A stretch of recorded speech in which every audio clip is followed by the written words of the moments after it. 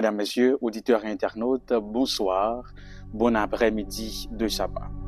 Si avec un pile qui est content, nous entrer la caillou pour nous présenter une émission Paola qui c'est les non-dits de la leçon.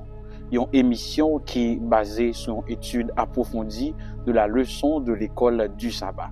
Avant même d'étudier la leçon semaine, nous allons dire qui ça libéral présenté et qui ça auteur pas dit et bah explication nécessaire pour capable mieux étudier leçon semaine. Puisque nous avons démarré avec un nouveau mois, le deuxième mois de l'an 2024, février, moi voulais rappeler vous cette promesse de l'Éternel faite dans Isaïe 43, les versets 18 et 19. Maintenant, le Seigneur dit, ne pensez plus à ce qui est déjà arrivé. Oubliez le passé. En effet, je vais faire quelque chose de nouveau qui grandit déjà. Est-ce que vous ne le voyez pas? Oui, je vais ouvrir un chemin dans le désert. Je vais faire couler des fleuves dans le lieu sec, dit l'Éternel. Ici, sur cette promesse, nous voulons souhaiter à tous nos amis un bon mois de février. Semaine ça, nous allons étudier leçon 6 intitulée « Je me lèverai ». Et le texte de base, nous tirons dans Psaume 12, verset 5 ou 6, qui dit « Parce que les malheureux sont opprimés et que les pauvres gémissent, maintenant l'Éternel, dit l'Éternel. Je me lève, j'apporte le salut à ceux contre qui l'on souffle. » Prions le Seigneur. Père de grâce, accorde-nous une portion de ta connaissance. Donne-nous le langage nécessaire pour expliquer la leçon de cette semaine. Aide-nous à la saisir par ton bon esprit au nom de Jésus. Amen. Parce que les malheureux sont opprimés et les pauvres gémissent, maintenant dit l'Éternel, j'apporte le salut à ceux contre qui l'on souffre. Les pauvres, c'est un mot que nous souvent rencontrés dans différents textes bibliques. Pauvres ou bien malheureux. Les pauvres, m'bral dit nous qui saoye, qui est et également les malheureux. Les pauvres dans le texte hébraïque, ce sont ceux qui sont dans le besoin. C'est un mot qui réfère généralement à moun qui blessé. C'est moun qui pipiti yo et c'est moun qui besoin de délivrance. Donc lorsque dans le texte nous est pauvre, c'est un moun qui besoin de délivrance, c'est un moun qui dans le besoin, c'est un moun qui en infériorité. Et le texte nous dit que les pauvres gémissent ou encore ils se plaignent, ils se lamentent. Et le Seigneur n'est pas indifférent par rapport à leur lamentation. D'ailleurs, il va dire que l'Éternel se lève, donc il change de position. Deuxièmement, il apporte, donc il est en déplacement. Il change de position et puis il est déplacé, mais pour porter qui ça? Pour porter salut. Donc le Seigneur se lève parce que les malheureux crient ou encore se lamentent parce que moun qui n'a misère, moun qui n'a besoin, moun qui n'a besoin de délivrance, y a souffri, y a brûlé. Et c'est à lever la portée salut bayo. Ou encore, il leur apporte la délivrance, la sécurité en tout genre et la victoire. Les auteurs bibliques utilisaient l'expression malheureux et pauvre pour désigner tout opprimé, quelle que soit religion et quelle que soit nationalité. Son façon pour capable souligner attention universelle que bon Dieu portait à tout opprimé. Notez bien, pauvre avec malheureux dans la Bible, pas seulement attaché à moun qui pas gain l'argent, mais c'est moun qui pipiti, moun qui vulnérable et moun qui impuissant. Son façon tout pour que auteur l'en fait appel à la compassion de Dieu. Car malheureux et pauvre, les désigne yon moun qui pa gen personne et tout espoir, tout recours li, c'est bon Dieu. Même Jean tout, description malheureux avec pauvre dans la Bible, li rapporté à la sincérité, la vérité et à l'amour de Dieu en confessant sa totale dépendance à l'égard de Dieu. Donc, yon moun qui malheureux, yon moun qui pauvre dans la Bible, est capable de dire son moun qui dépend totalement de bon Dieu. Son moun qui tout ça le besoin, tout ça l'a fait, li dépend de bon Dieu. Et même Jean tout, le peuple de Dieu, était appelé à témoigner sa fidélité envers Dieu en prenant soin des pauvres. Bon, moi prendre. Moun qui pauvre en dans littérature Bible, c'est pas moun qui toujours pas gain l'argent, mais c'est moun qui vulnérable, moun qui impuissant, moun qui pas gain l'autre moun qui bon Dieu. Ah ouais, grand pile pauvre cap côté non là. Eh bien, son façon tout pour auteur là, capable de désigner tout le monde qui n'a besoin, quelle que soit nationalité ou bien religion. Et pauvre avec malheureux dans la Bible en tout, il est capable de porter à sincérité et vérité. Son monde qui dépend totalement de bon Dieu. Et peuple pour montrer que le fidèle envers bon Dieu, il doit prendre soin de monde qui n'a besoin. Donc si ou même ou besoin qu'on soit fidèle envers Dieu, est-ce qu'on prend soin de monde qui opprimé, monde qui n'a besoin dans entourage.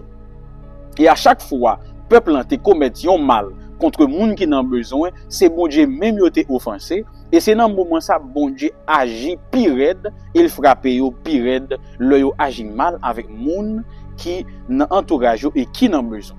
Et c'est ça qui prend le fil conducteur leçon. Ouais, moun qui n'a besoin yo, comment bon Dieu réagit pour yo lorsque yo plaignez dans pied bon Dieu.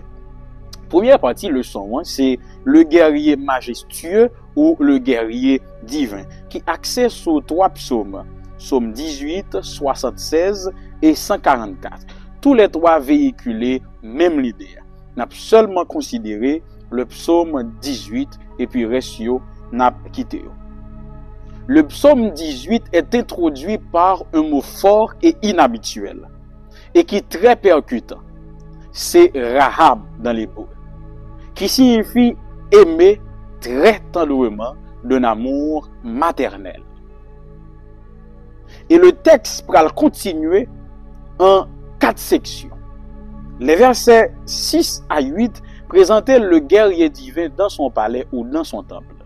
Il est animé de yon colère en faveur de son serviteur qui est opprimé et qui crie vers lui. Donc, guerrier divin pral fâché en faveur serviteur liant et contre moun k'ap opprimé li parce que li tendait prière serviteur liant. Deuxième partie, c'est verset 9 à 12 qui a décrit ce guerrier divin qui descend dans une magnifique démonstration de puissance qui est impressionnante.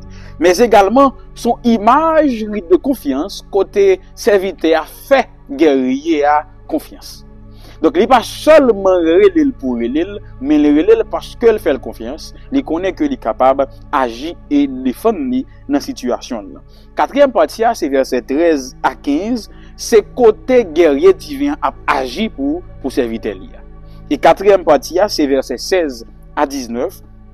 Nous voyons que serviteur là, il a loué guerrier parce que il a remporté la victoire. Donc il y a 4 points dans Somme 18 là, yon côté auteur là relé guerrier divin qui était trôné, qui avancé, qui renversé ennemi yo et puis serviteur là lui-même à la fin qui a glorifié guerrier ça. En fin de compte, mesdames, messieurs, auditeurs et internautes, même lorsque les enfants de Dieu étaient en péril, comme ce fut le cas de David dans plusieurs situations, David était toujours comprendre que victoire n'est pas sortie de lui-même, mais sortie de bon Dieu. Même si en pile fois tu as une possibilité pour t'abattre les stomacs, mais il toujours reconnaître que victoire n'est pas sortie de force, de expérience, de position, mais il sortie toujours de bon Dieu. Ainsi, David reconnaît que toute victoire qu'il connaît, il n'est pas sorti de lui-même, mais il est sorti de l'Éternel. Et c'est une erreur que nous toujours fait, c'est que dans les moments difficiles, nous parlons avec bon Dieu.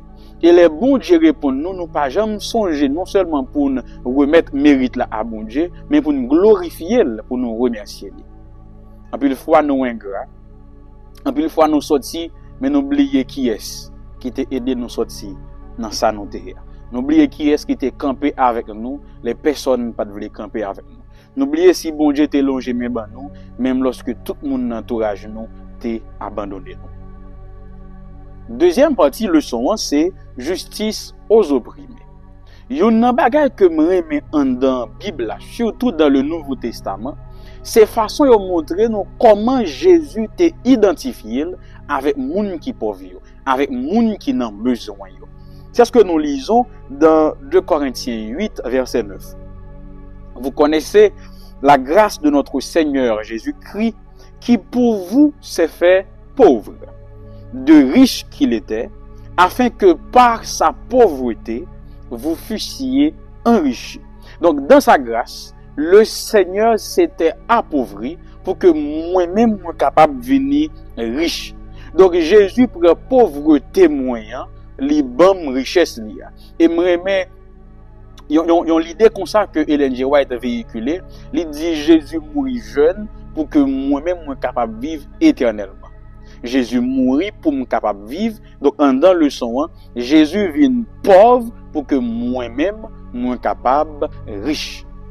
Ainsi, l'homme comprend l'acte d'abnégation que Jésus fait en venant sur terre, moi-même en tant que chrétien, je ne peux pas arrêter indifférent face à monde qui a souffert dans l'entourage.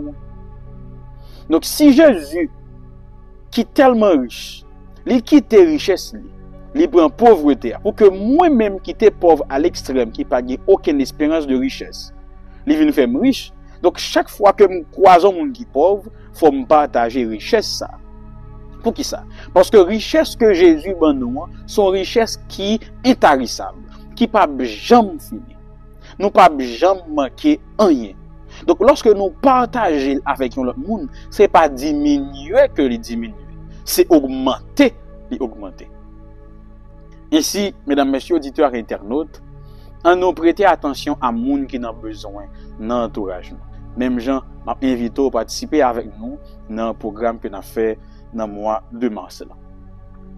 Troisième partie, leçon 1, c'est jusque à quand jugerez-vous avec iniquité, qui est articulé autour du psaume 82. Son psaume qui est très intéressant, chers amis, je vous le dis sincèrement. Et pour qui ça? Psaume ça gagne 3 parties là-dedans qui est très intéressante. Première partie, auteur l'empral employé un ton ironique pour parler de monde qui a dirigé, mais qui a dirigé avec iniquité. Somme ça, il adressé à des dirigeants irresponsables, à des dirigeants immoraux, à des dirigeants qui laguent tête ou bien encore qui a fait injustice à peuple. Et somme ça, nous-mêmes haïtiens tendons l'île méditer sur lui. Dans la première partie, l'auteur emploie un ton ironique, la tripe sous yo, parce que les dirigeants se prenaient pour des dieux. Ils disent que c'est Dieu, ils sont au-dessus de toute loi, même des lois de Dieu. Ainsi, ils agissent Jean voulé et ils pensent qu'ils agissent en toute impunité. Donc tout ça a fait beaucoup mal, ils n'ont pas aucun monde, ils peuvent rendre compte. Donc ça qui pourra faire que ils peuvent exercer une autorité judiciaire avec fausseté et injustice. Ils ont bagay que nous vivons aujourd'hui, surtout en Haïti. Deuxièmement, c'est l'accusation. En dans section ça, auteur l'en pral présenter 3 points. Premier point, c'est les accusés. Il dit, moun k'ap dirige, nous manquons discernement moral. Décision nous, action nous posée, c'est action qui immorale, c'est action d'injustice qui pas en faveur peuple et qui pas obéit à la loi qui établit, même loi pour Dieu nous violer. Deuxièmement, il va adresser aux malheureux ou aux pauvres. Si là yo qui a connaît des difficultés sans fin. Si là que le système a opprimé. Si là que le système a tout pisé. Troisième là, c'est à propos de la société. Libéral dit parce que pas de justice, société a une insécurité à nul autre que pareil. Donc le psaume 82, bien des siècles avant, dit que les non-sociétés, pas de justice, l'a débouché avec insécurité. Haïtien qui a écouté et regardé l'émission ça, il a compris ça m'a dit. Dans une société côté qui pas de justice, côté c'est injustice qui a régné, l'a débouché inévitablement à une insécurité sans pareil. Est-ce que c'est pas ça en Haïti là? le psaume 82 l'avait déjà dit. Et troisième partie, il va dire, bon Dieu, comme c'est qu'on s'allie, moun k'ap diriger kounya, les pouvoirs en place. Yo apprend des décisions qui contre nature, tempérer, diriger peuple et diriger tout le monde là. Donc son façon pour dire bon Dieu, vient établir royaume, prend comme bagay yo parce que Jean ça y est là, rien nous pas qu'à faire encore. Est-ce que c'est pas ça haïtien on t'a le faire? Mandez bon Dieu, prend direction Haïti, prend trône Haïti. Quatrième partie leçon, c'est répand sur eux ta colère. Qui marchait avec ces psaumes, qui mandait bon Dieu pour poser une action sans pitié contre les ennemis de l'auteur, du psalmiste ou du peuple.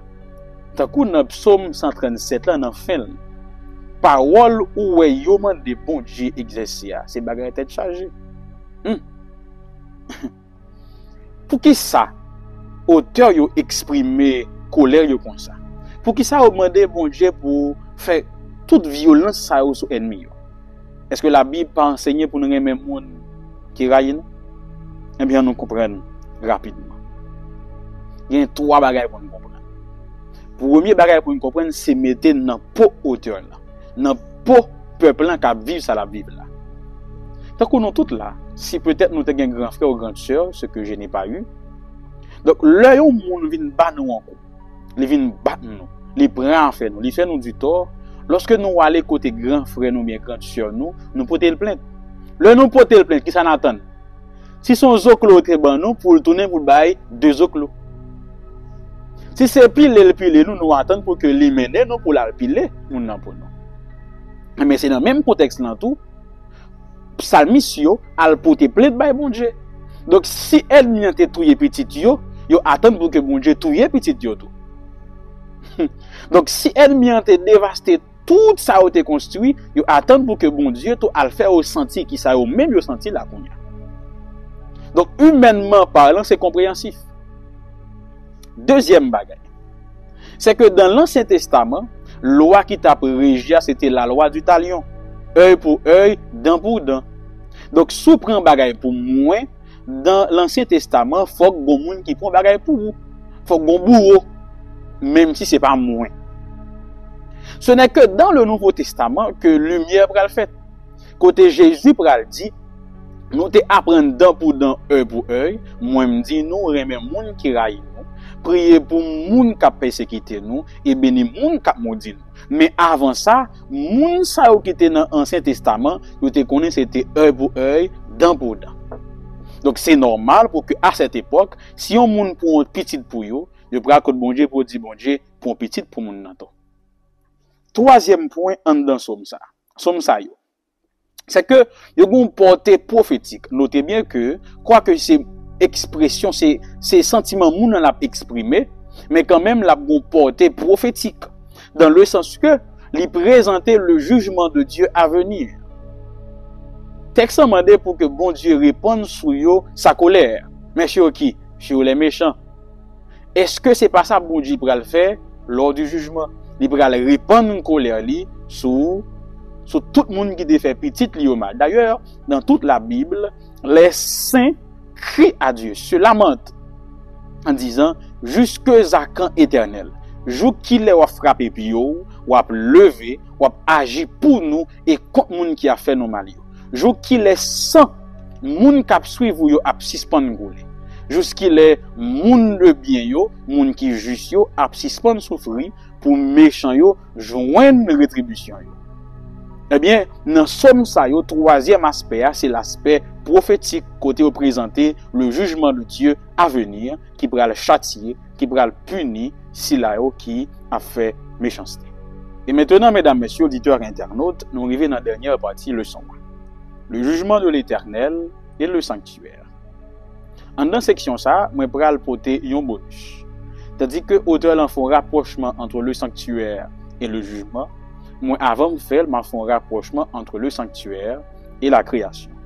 Car dans la tradition hébraïque, le sanctuaire renferme toute l'histoire du monde, de la création jusqu'au jugement. Donc, premier rapprochement que nous avons fait, c'est sanctuaire et création. Rapport qui existait entre le sanctuaire et création, il paraît en parallélisme que le texte biblique l'a présenté. Tous les deux, récit création, récit sanctuaire, ont une structure en 7 étapes.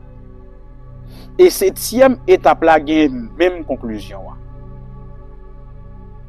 Ils ont une même phrase stylistique, ils ont utilisé même expression hébraïque pour conclure 7e étape là, qui c'est acheva son œuvre dans le français. Exode 40-33 pour le sanctuaire, Genèse 2 verset 3 pour la création. Et même lors de la construction du temple par le roi Salomon, qui était faite en 7 années, même récit ça tout, il y a une structure en 7 étapes. Et 7e étape là, il y a une même conclusion en tout. Acheva son œuvre. Encore le même langage. 1 roi 7, 40 et 51. Donc, le sanctuaire et la création, c'est deux thèmes qui sont très rapprochés, qui pas qu'à délier. Que ce soit dans le sanctuaire avec Moïse, ou bien dans la construction du temple avec Salomon. Maintenant, sanctuaire et recréation ou jugement. Dans la pensée hébraïque, sanctuaire représentait l'univers créé par Dieu. Temple avec tabernacle, ancien Israélite yo te prend yo comme une métaphore microcosmique de la création. Donc pour les anciens Israélites, temple ou bien tabernacle, yo te représenté le monde créé par Dieu, mais en rapetissant, sous une petite forme, une petite échelle. Donc c'est le monde en taille diminuée. C'est comme ça que ancien Israélite yo te comprennent sanctuaire là avec monde. Et c'est pour ça tout oui, lors du Yom Kippour, le jour des expiations, la purification du sanctuaire, c'est pas seulement nettoyer le temple là, mais de symboliser la rédemption. Donc c'est pas seulement sous le temple que tu as retiré, mais dans tête pa yo te entrevoir l'action de Dieu qui ôte le péché dans le monde. Ainsi, le Yom Kippour était plus qu'un nettoyage du temple. Il signifie la purification du monde, donc la recréation. Et puisque la recréation passe par le jugement, donc le sanctuaire est lié au jugement. Car c'est lors du jugement que verdict va tomber, que le péché et les pécheurs non repentis seront éradiqués et que les justes vivront dans la sainteté et en pleine communion avec Dieu. Et tout ça là, est représenté dans le sanctuaire. Que ce soit la création ou encore la recréation et le jugement. Voici, mesdames, messieurs, la leçon 6 expliquée. Mais bien sûr, pendant l'étude semaine, on va découvrir de trois bagailles. On va voir comment l'auteur lui-même lui présenter. Merci pour écouter avec attention. Rendez-vous c'est pour samedi, si Dieu le veut, pour les non-dits de la leçon 7. En nous prier avant même que nous séparions. Seigneur, merci pour cette émission qui nous aide à comprendre ta révélation. Merci de m'utiliser à chaque fois. Merci de bénir ceux qui nous soutiennent. Que cette semaine, Père, soit une semaine de témoignage, de bonnes nouvelles. Que ce mois de février soit un mois de transformation. Un mois d'élévation pour chacun de tes enfants. Pardonne nos fautes et nos iniquités. Ainsi nous t'en supplions au nom de Jésus. Amen.